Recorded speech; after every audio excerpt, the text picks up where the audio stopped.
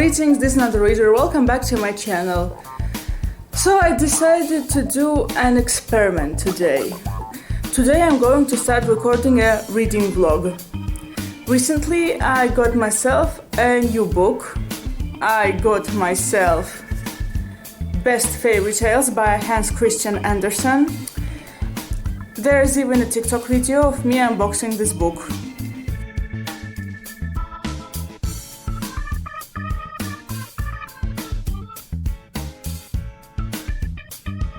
So at the moment I'm reading The Dryad. For some reason that's the fairy tale that I haven't read from him, but it got my interest very quickly. I did already reread Thumbelina and The Little Mermaid. I do have a few words to say about them too.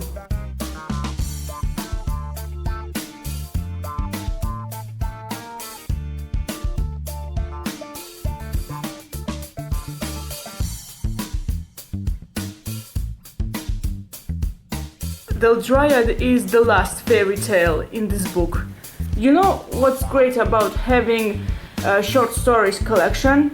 When I want to read one short story, I don't have to go through the short stories that came before. I can simply open the page I need, read the fairy tale, then stop. The main character in this story is a dryad that's tied to a tree.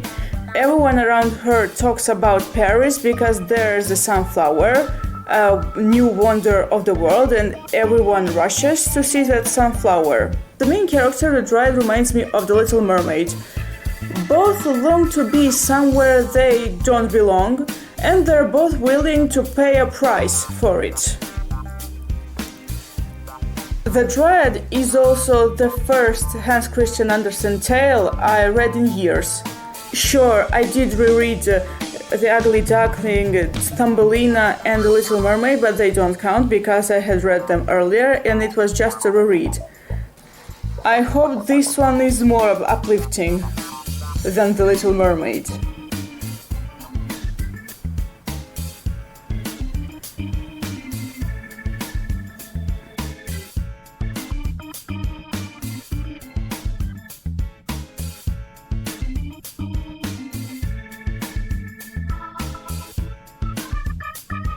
You know what?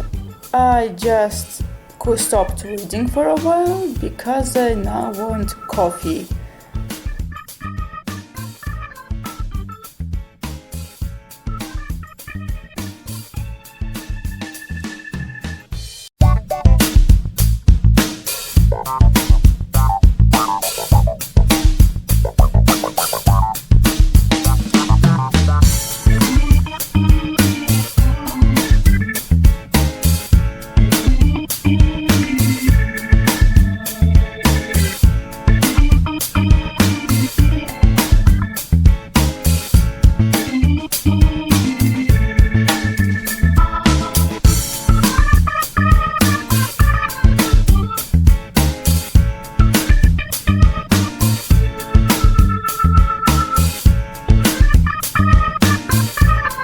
So I finished The Dryad. Well, this is literally The Little Mermaid 2.0, except that there are no themes of immortal souls. There are going to be a few spoilers ahead. So the story of a dryad is basically a story of a nymph that lives in a tree, the tree spirit, like I said, who is longing to go to Paris. One day she gets her chance, but she is told that if she leaves, her lifespan is going to be very short. Like it's described here, Mayfly's life, half of it. And so she goes to Paris, she sees it, she feels everything, she feels every single tree, she feels the wind, she feels the water and so on, and she meets the starfish and the rats, etc. And in the end she longs to go home to her tree, her longing becomes strong, like she was told. And then when the sun shines, spoiler alert, she dies. Now there's also one thing I do want to discuss about Andersen's stories in general, not just the Dryad. This he has in common with J.R.R. Tolkien as well. I noticed that both Tolkien and Andersen, they have lots and lots of characters singing. I think that deep inside their hearts, both Tolkien and Andersen, they wanted to express their musical abilities. No, don't get me wrong. I'm not saying that it's bad. It's actually very good. And I also remember that I also wrote a novel with characters singing. Anyway, so I expected more of the Dryad. It had a very strong beginning, the Dryad living in a tree and longing to go to Paris and her getting the chance to go there and so on, but I expected more. The Little Mermaid was a little more exciting than the Dryad. I'm not saying that the Dryad is a bad story per se, no, don't get me wrong, but I thought it would be more exciting, more thrilling. It wasn't thrilling enough for me. And so Hans Christian Andersen, giving children emotional damage since 1805. Okay, so the next tale I want to read from him is the Tinder Box. And it also happens to be the very first tale in this book. So, the Tinder Box, the first one, and the Dryad is the last one. So, it's day 2, and today I'm reading the Tinder Box. But not right now, because I have to leave for a while, and I will start reading when I am back home. Oh, and by the way, I forgot to mention one thing. I actually lied about the Dryad being the first Hans Christian Andersen tale that I read as an adult. I also have an old Soviet edition of Hans Christian Andersen's fairy tales, and I read The Little Match Girl. In Russian, of course. But in the sake of this video, I will read it again in English. Anyway, I am off right now. I will come back soon. Oh, pardon me, I wasn't able to film when I came back yesterday. I'm doing filming today on September 15th. And so guys, the Tinder Box.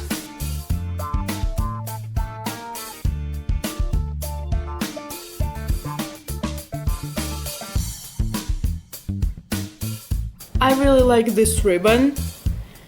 It's like having a bookmark attached to the book.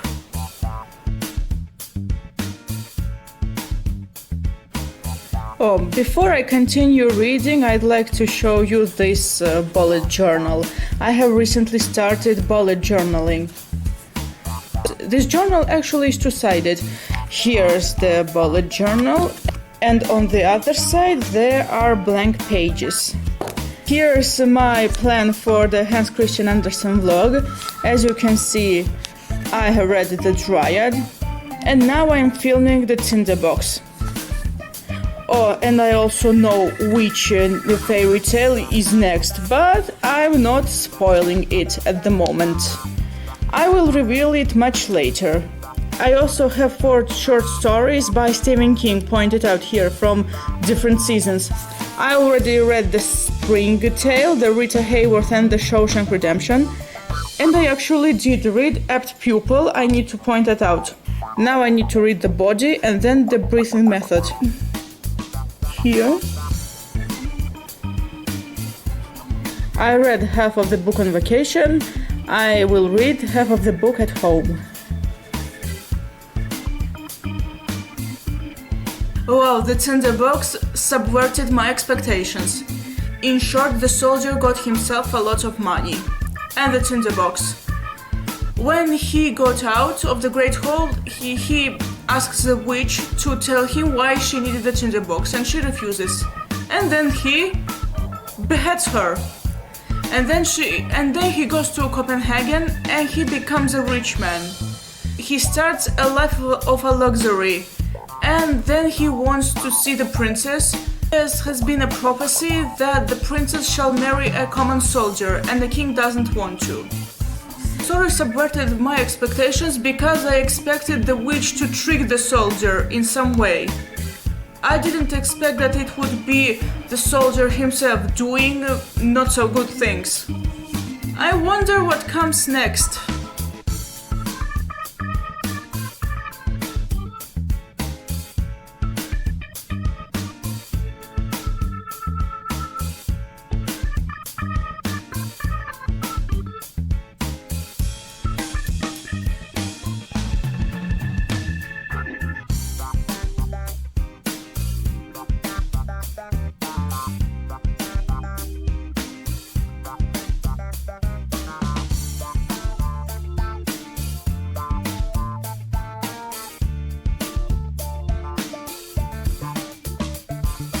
So I finished the Tinder Box. Well, it subverted my expectations again. So, spoiler alert. So this guy found out how the Tinder Box works. It calls a dog from the Great Hall.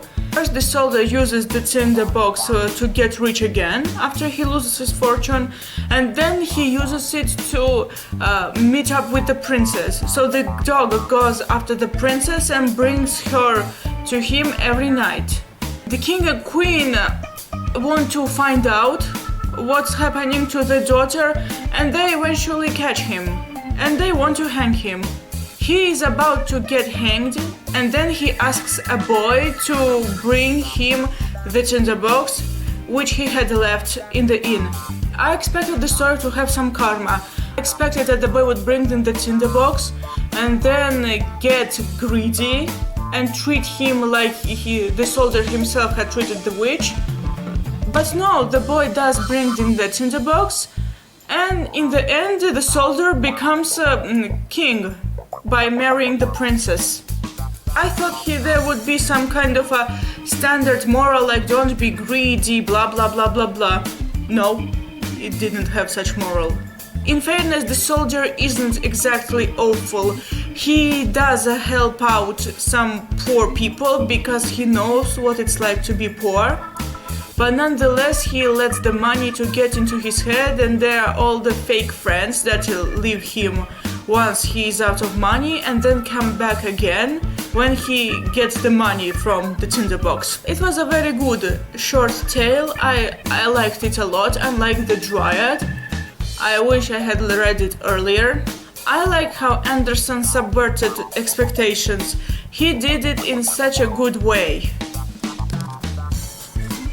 So, coming up next, The Ugly Duckling.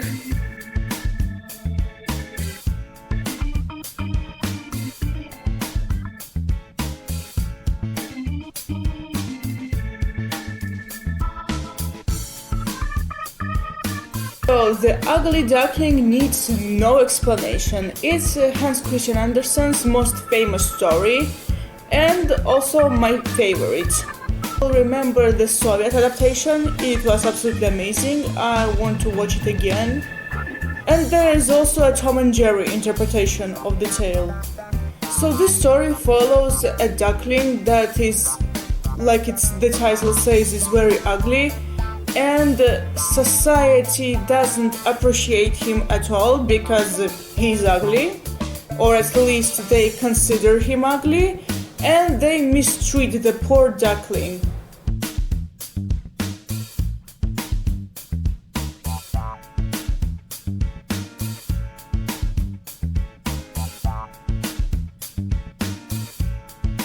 So I got to the part where the ugly duckling discovers the cat and the hen and their owner and goes to live with them. The cat and the hen are the worst. Sure, the ducks from the yard and other creatures mistreated the ugly duckling, but at least they didn't pretend it was for his own good. Here, the cat and the hen, they openly gaslight the ugly duckling and tell him that it's for his own good. Abuse in the name of greater good. It's the worst type of abuse. Here's one line I want to read out loud. It says a lot. I say unpleasant truths, but that's the only way you can know who are your friends. You know what? It's really horrifying that people use "I'm just telling the truth" phrase as an excuse to gaslight, manipulate, or outright abuse others. And this hits stronger than all the abuse the duckling had endured earlier.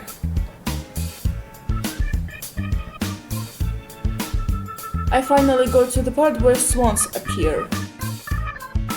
I think quite a lot of people can relate to the Ugly Duckling in the scene where he observes the swans.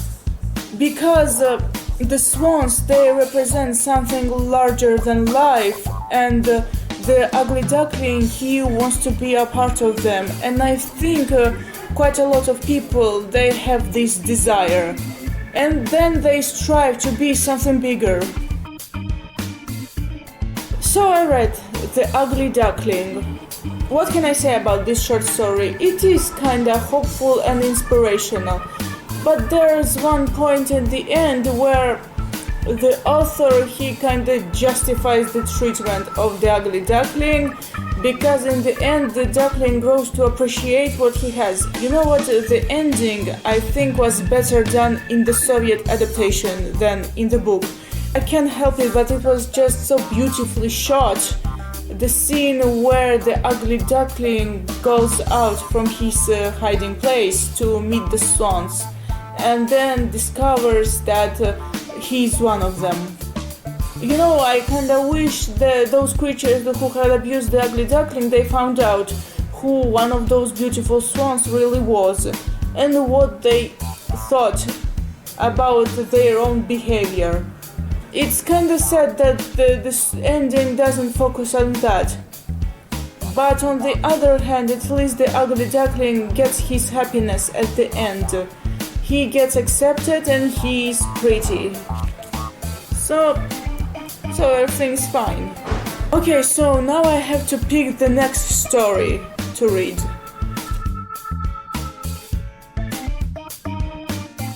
Okay, so next I wanted to read something I am familiar with, like The Snow Queen or The Emperor's New Clothes, but I have already read a familiar story, The Ugly Duckling, and so I decided to go for a story I haven't read, and that's The Swineherd. Okay, so here's one secret tale. I won't reveal what tale it is until I reach it. Next comes The Swineherd, but not today. I will film the vlog on the next day. Well, okay. The Swineherd coming up next.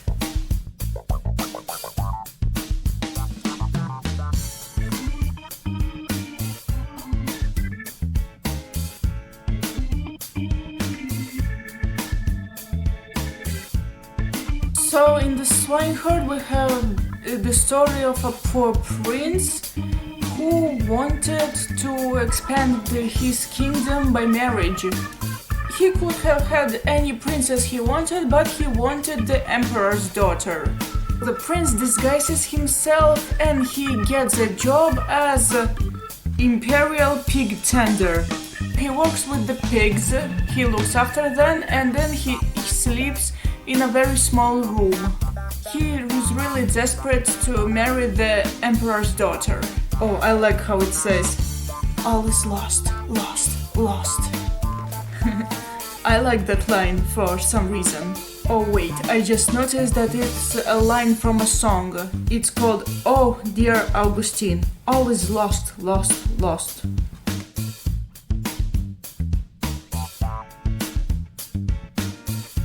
So I finished The Swineherd. So, spoilers ahead, this guy is disguised as a swineherd and then he sells the princess some amusing toys for kisses.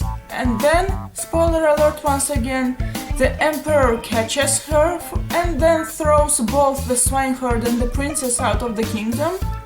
The princess cries and then the prince comes ahead and he tells the princess that he has contempt for her because she had turned down his honest offer and she was ready to kiss the swineherd for toys. She is in tears and then she sings that song, "Oh dear Augustine, all is lost, lost, lost." Or how it was. Yes, it was "Oh dear Augustine, all is lost, lost, lost." Well, this was a short tale. Now I have to choose the next one. Coming up next is The Little Match Girl. Yeah, The Little Match Girl is one of his saddest fairy tales. I am reading the first page and I already feel very sad for the Little Match Girl.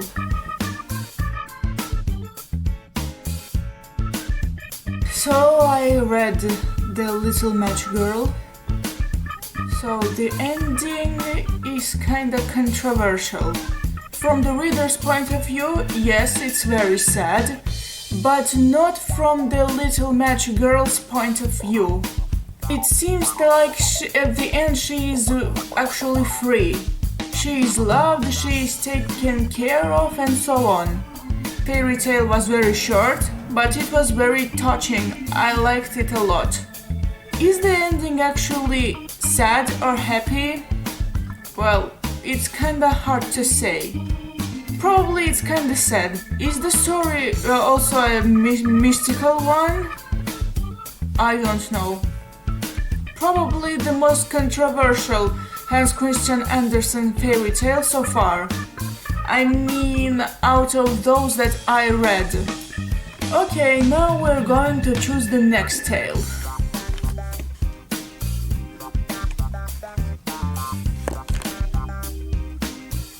You know what, for this vlog I wanted to choose the Snow Queen, but I have already read that back in the day and now I decided to dedicate this vlog to the new stories that I haven't read before. Alright, so I selected two stories in a row. I selected The Galoshes of Fortune, and The Story of a Mother. But I will read them on the next day because my camera is about to die. It's the next day. Galoshes of Fortune, ladies and gentlemen.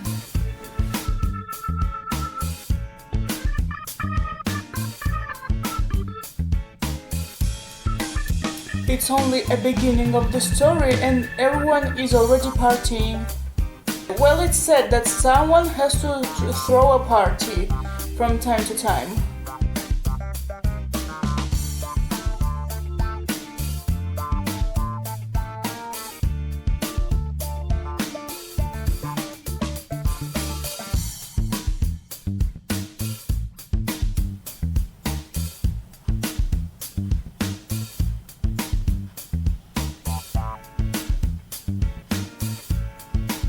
So here's the thing, one day during the council meeting, two women arrived to the castle.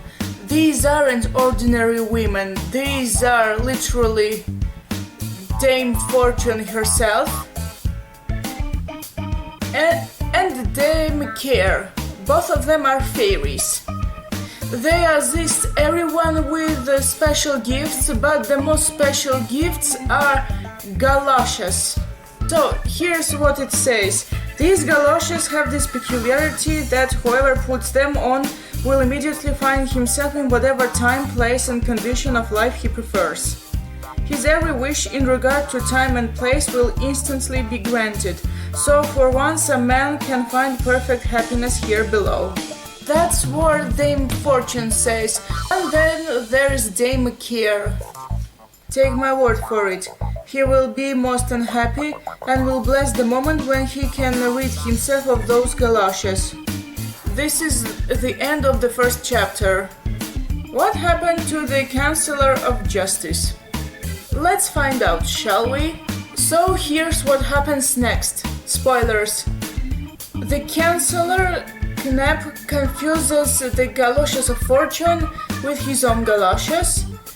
At the moment when he thinks of the old king and misses the old days. When he puts on the galoshes, he is thrown back into those days. But in those days the streets weren't paved and there was a lot of mud.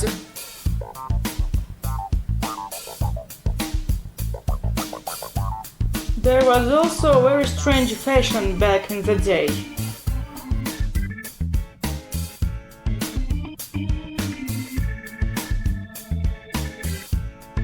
Apparently this is a be careful what you wish for story type, but I'm only reading the second chapter. And based on the previous stories, Andersen really liked subverting expectations.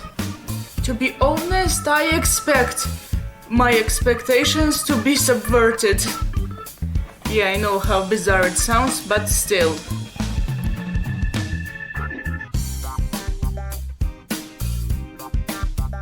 So the moral of the second chapter is enjoy the moment, don't live in the past. And that's quite a good moral, I'd say. There comes the third chapter, The Watchman's Adventure. I forgot to mention that the counselor got the galoshes taken off and he ended up in his own time and he was happy to live in the moment. So in the third chapter, like I said, the watchman finds those galoshes and thinks they belong to someone rich. And then he looks at the lieutenant. Wait a minute. What? Yes, it was a lieutenant. And then he thinks, yeah, this is such a happy man. Because he can party anytime he wants. No wife, no children, blah blah blah blah blah blah. I want to change places with him.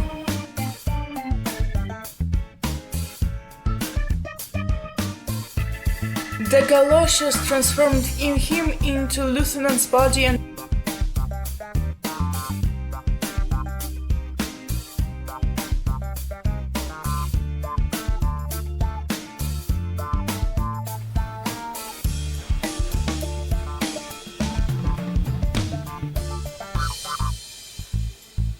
okay, so the watchman had the most interesting story so far. So, when he wore the galoshes of fortune, he wished to be the lieutenant who had no wife or kids. But once he exchanged bodies with him, he got to read his mind, a poem that he wrote for himself and didn't dare to print. Of course, the lieutenant was shocked, and then he wished to be himself again, with a home, wife and kids. So, but it doesn't end here. But it doesn't end there. I don't know how to explain it, I had kind of a difficulty understanding it. But apparently the watchman also had very interesting visions about the old world and things like that. And while his mind was someone else, his body was lying on the street. He was thought to be dead, but once the galoshes were taken off, he came back to life. He said that he had a nightmare and he left. The galoshes were left at the hospital. I like the third chapter more than the second one. I hope the fourth one is even better.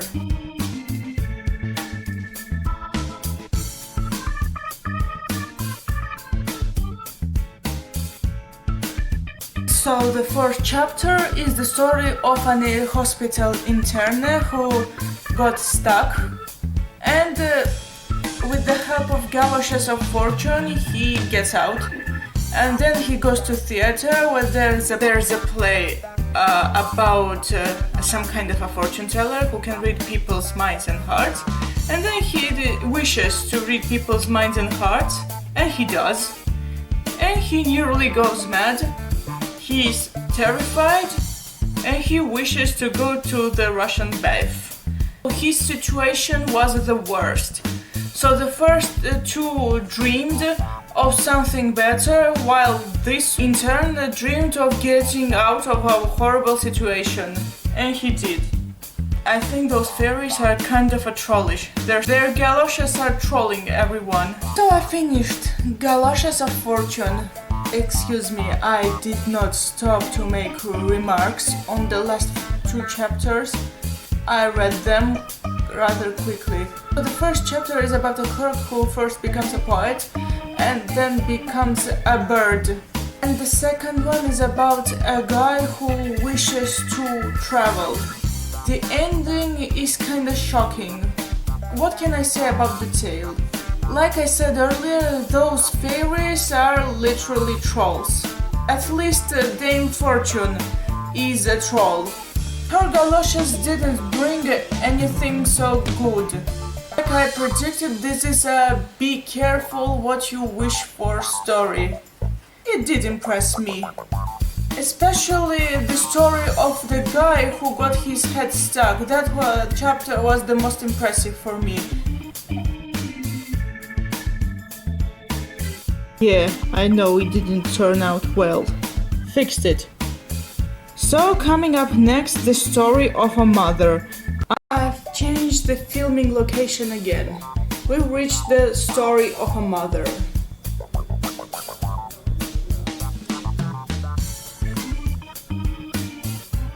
Okay, so here's what I learned from reading only the first page.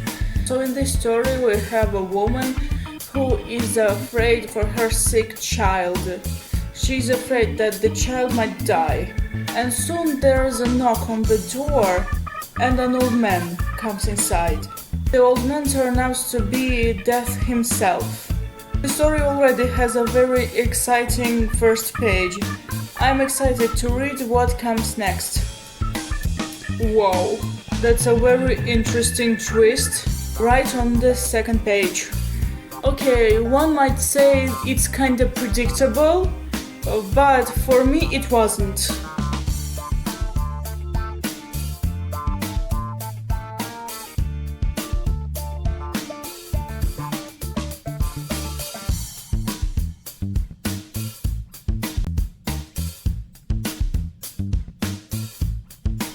Singing songs again. So the mother decides to chase Death and bring back her child. She meets a woman in black and asks her for help, and the woman agrees. But in exchange, the mother has to sing all the songs she had sung for her baby. Said actually that Hans Christian Andersen had a good soprano voice back when he was a teenager. I think he simply wanted to be a singer. So if you read Hans Christian Andersen's fairy tales, like I said earlier, there's lots and lots of singing. If I'm wrong about it, please write down in the comments.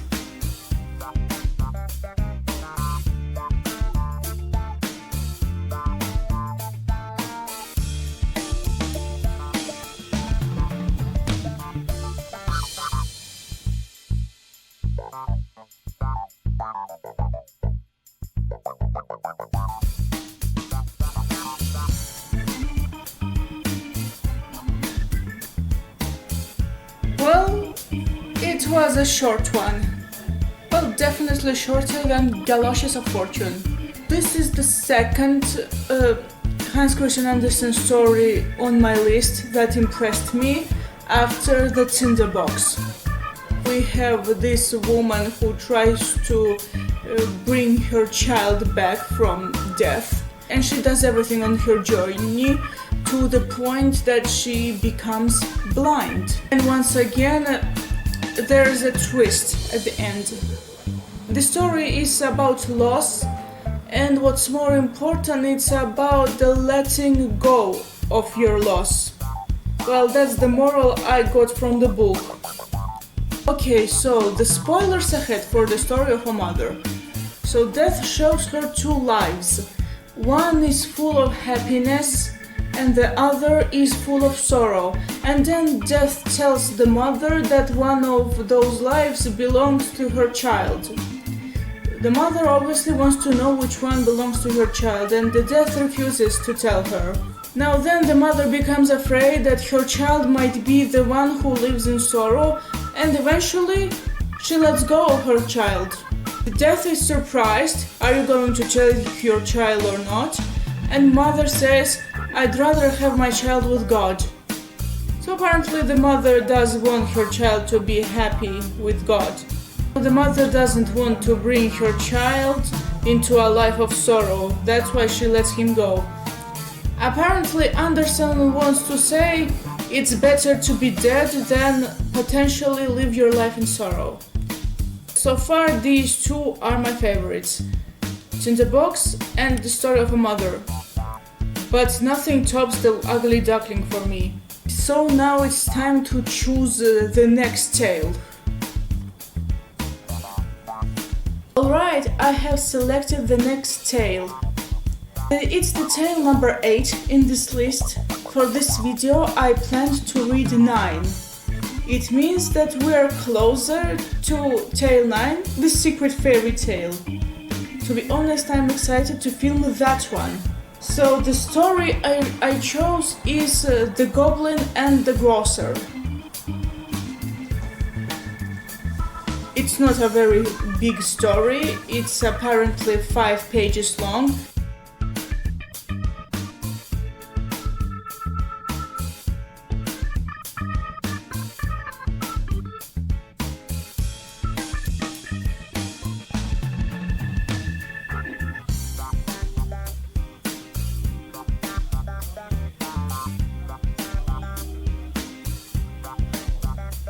So, The Goblin and the Grocer is about a student that owns nothing. One day he goes to the grocer to buy himself candles and cheese and sees a book of poetry. And now he wants that book of poetry.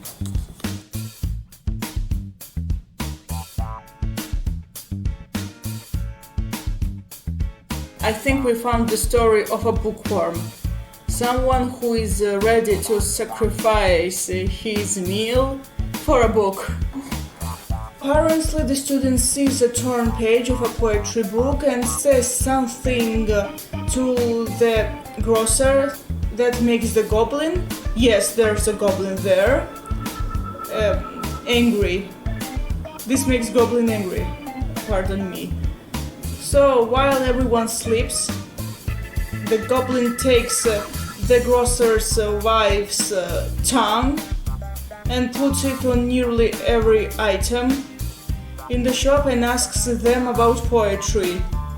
And everyone gives the goblin the same answer. This has to be one of Hans Christian Andersen's most bizarre stories so far.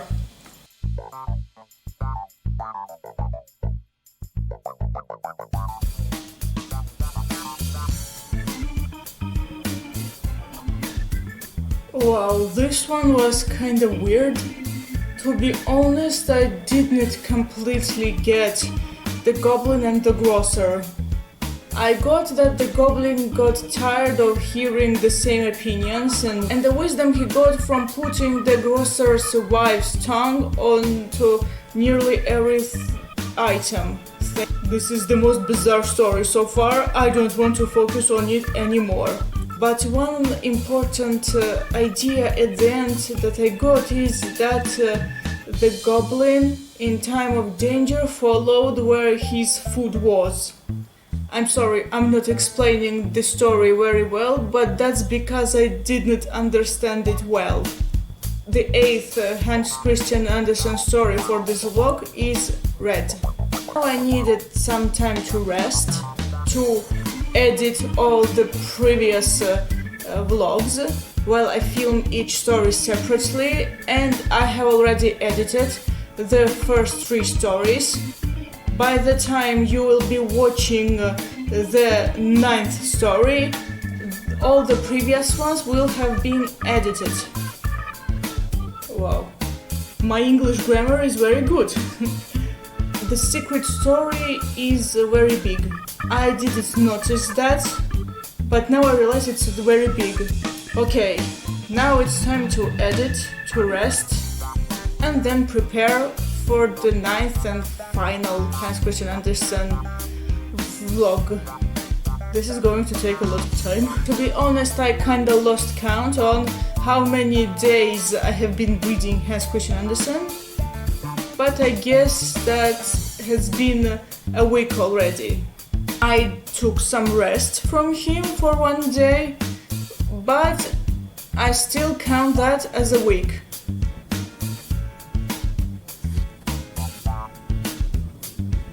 And so I'm back at my usual setting. Alright, dear viewers, we finally reached this point. The secret fairy tale.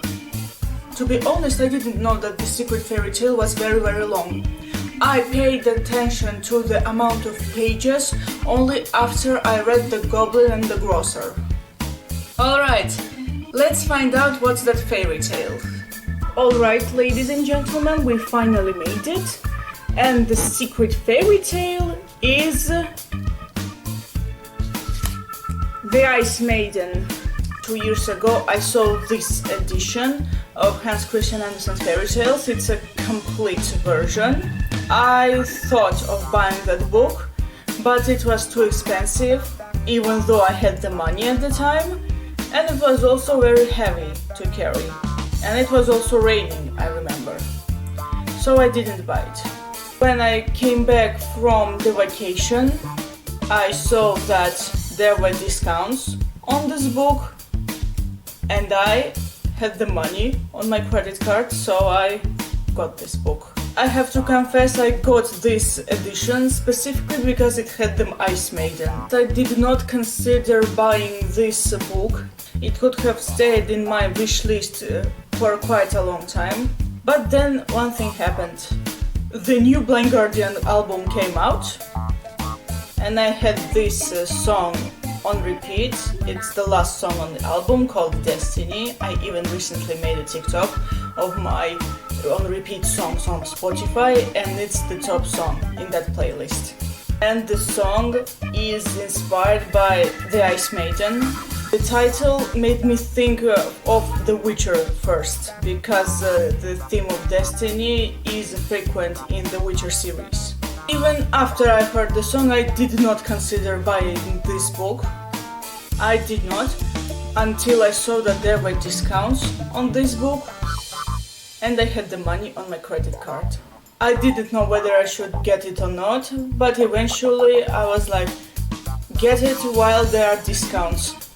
And so I got it. Also, I intended to make videos of a different kind, but eventually I spent the entire week, and even more, making this vlog. Опять купила книгу из-за них. Разучилась ты мыслить самостоятельно. I did not. Oh, I'm sorry. Alright, folks. The Ice Maiden. Finally. To be honest, I'm kinda nervous of this one because it's very long. But on the other hand, I'm prepared for this. I'm like for the Soldiers of Fortune. I didn't expect the Soldier of Fortune to be that long. Alright, let's do this!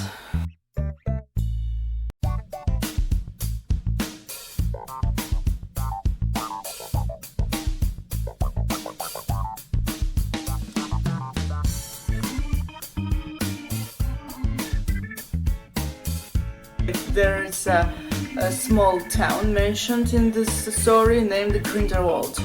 Did J.K. Rowling get inspiration from this story as well?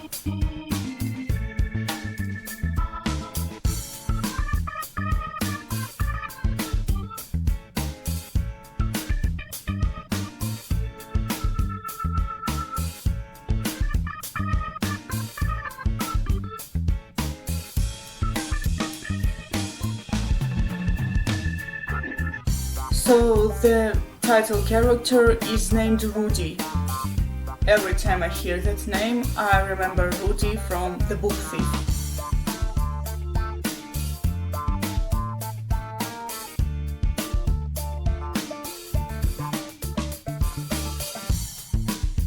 Excuse me, there is one line I want to read aloud.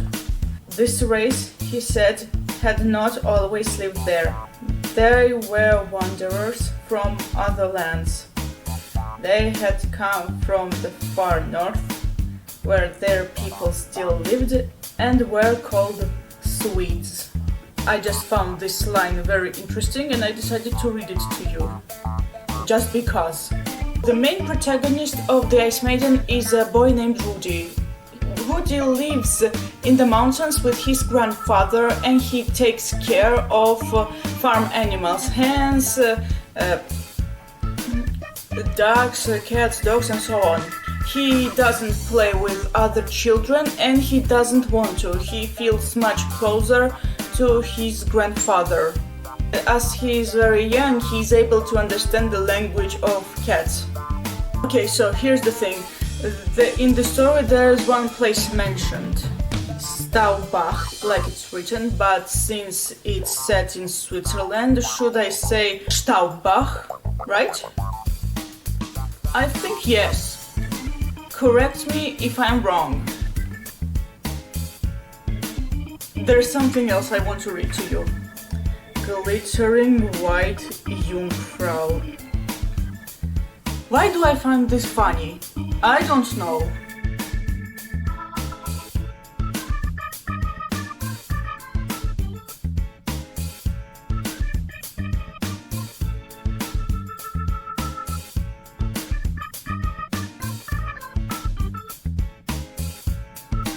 Here's the first mention of the Ice Maiden.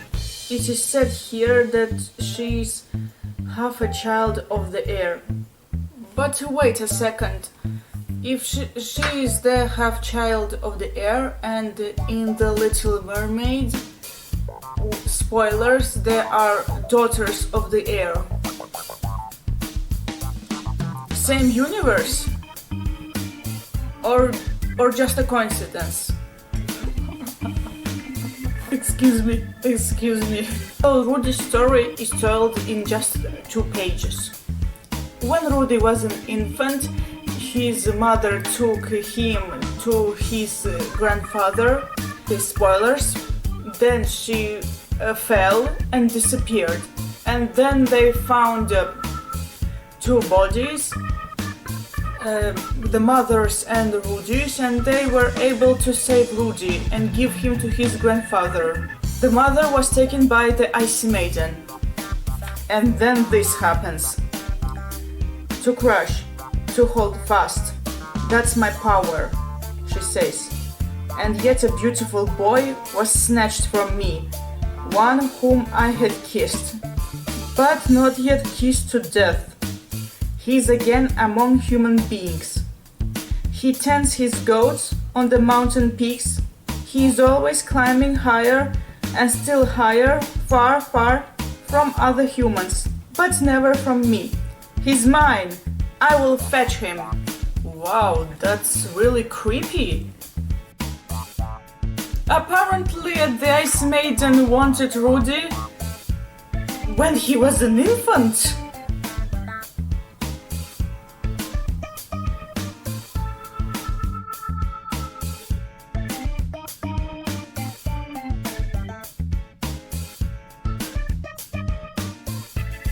Rudy goes to live with his uncle to get an education. Rudy's uncle is a hunter and Rudy learns to hunt. He apparently likes his new place. So Rudy stays and he becomes the best hunter. And everyone appreciates him. He is great in hunting, he's handsome, he's charming, blah blah blah blah blah blah. Well, he's perfection for everyone. So another line I want to read to you. Watch him, said an old hunter. He has kissed a net. He has begun with the A, and he's going to kiss his way through the whole alphabet. The chapter I'm reading is called Babette. It's B. Rudy really loves this girl named Babette, and he goes to see her at the town named Bex. But there he finds out that she and her father, the rich miller, had gone to the place that Rudy lived with his grandfather. He's going close to the Ice Maiden.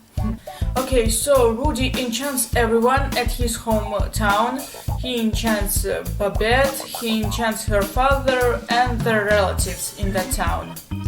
And then Babette invites him to Bex. On his way there, Rudy is warned about the Ice Maiden, but he's like, nah, she couldn't catch me back then and she won't catch me now. that I'm a grown man and a hunter. Oh, I forgot to mention that the place where Rudy is currently staying is named Canton Villa. I think that's how it's pronounced. And his hometown is Interlaken. I went away for a while, but now I'm back. I already read around 30 pages of this book. I read more than half. Let's go back to the Ice Maiden.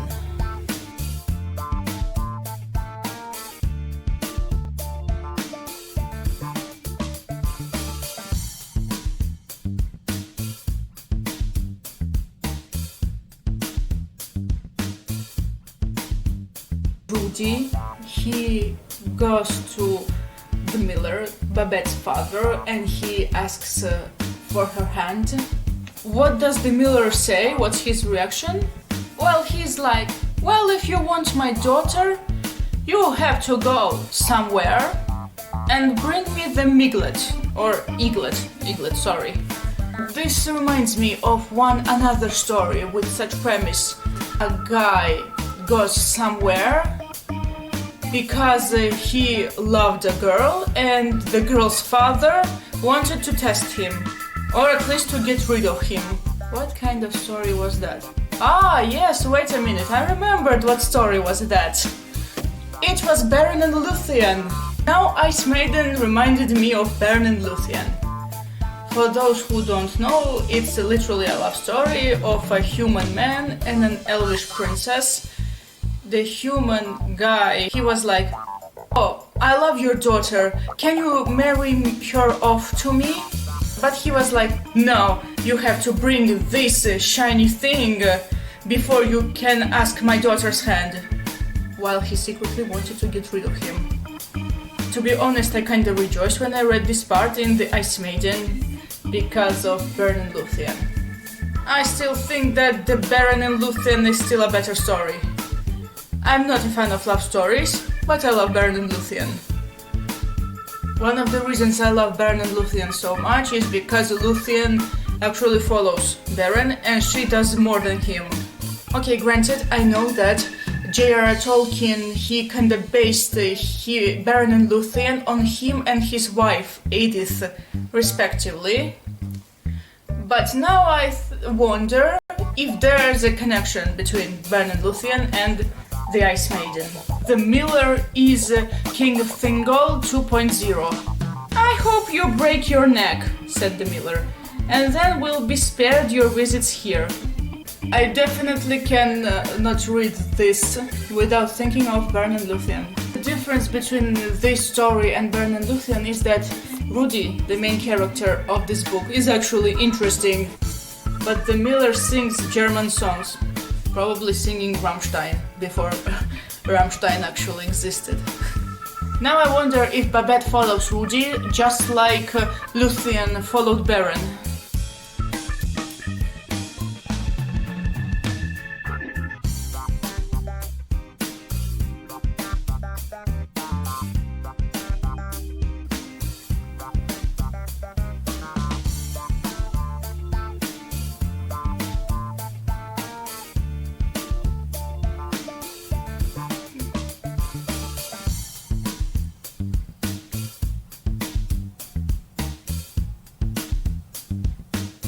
And so, Rudy gets the eaglet and brings it to the miller, and he's shocked. I don't really understand Babette. Does she want to be with Rudy or not? Because there's this line, better wait till you get her, laughed the miller, and Babette knew that was a good sign. Rudy and Babette are planning to wed. They're preparing for the wedding, but the Ice Maiden is coming. Every time I hear the Ice Maiden, I can't help but remember Destiny.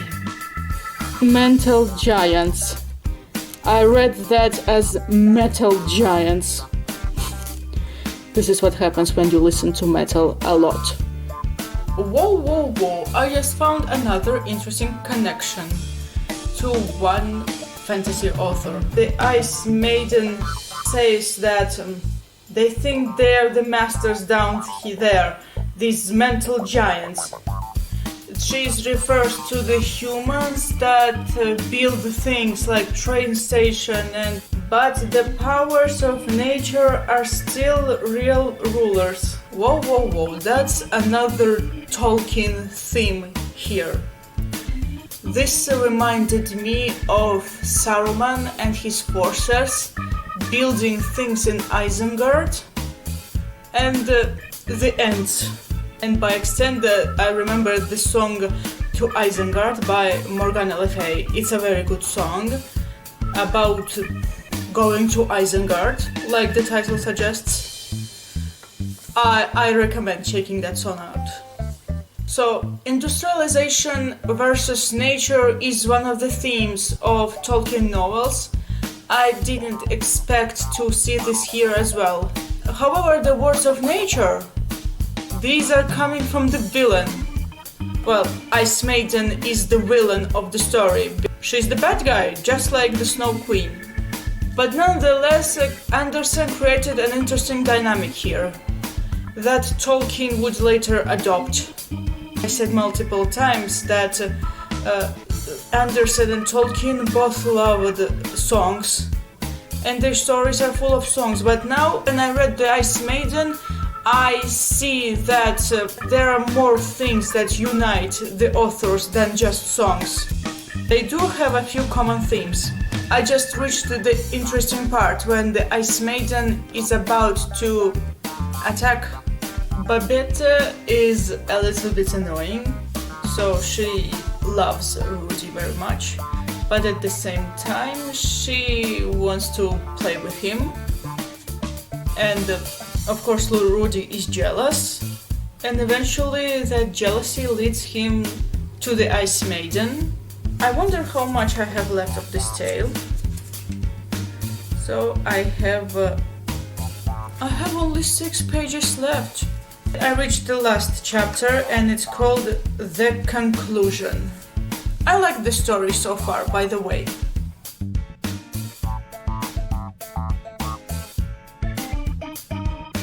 Oh wait, I have to read this to you. Mine, mine, sounded around him and within him. I kissed you when you were little, kissed you on the mouth. Now I kiss you on your toes and your heels. Now you belong to me. You're mine, sounded from the depths below. You're mine, resounded from beyond the heights, from infinity itself. Wow, this is absolutely horrifying. The Ice Maiden is pure evil.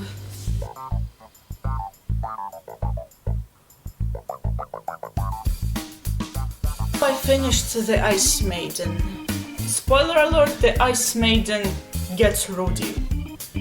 Well, that moment that I read to you, he's mine, mine. Well, that was actually horrifying, chilling, in a fearful way.